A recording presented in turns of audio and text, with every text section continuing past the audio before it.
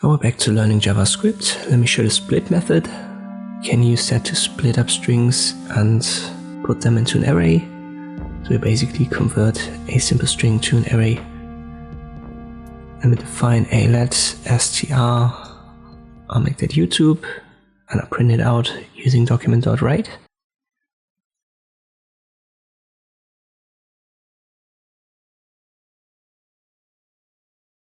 So document.write str in parentheses, and here it is. And if we now add the dot split method to the str here in our document.write, we can convert that, and there are multiple ways to do that. We can just add quotation marks, and this will split it up into the letters. So every letter will get a position in the new array. So our array of str would now look like this. Square brackets, and then every letter has a position. Y is the 0 index, and O would be the 1, U2, T3, and so forth. This is just when we leave that empty and simply add the quotation marks to our split. Let me add Facebook and Twitter to the str. You can see it also splits up the commas and the white space. So all of this is given a position in the new array.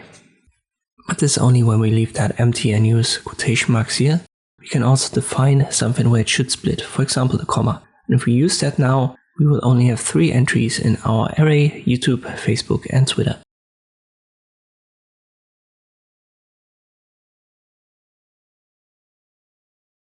So YouTube would be index 0, Facebook index 1, Twitter index 2.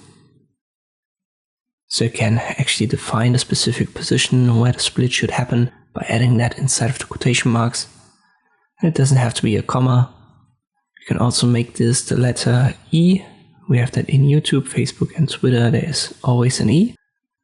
And now we have YouTube without an E. Then it's split. Then face. Then book. Then twit and R. So it splits the E and takes that E out. We can also use a full word, for example Facebook, and then we would have these 2 entries, YouTube and Twitter, and the comma. So don't forget that. We have split it where Facebook is, but the comma is still left in the array. And this is how you can use the split method in JavaScript. I hope this video was helpful, thank you for watching, and I'll see you next time.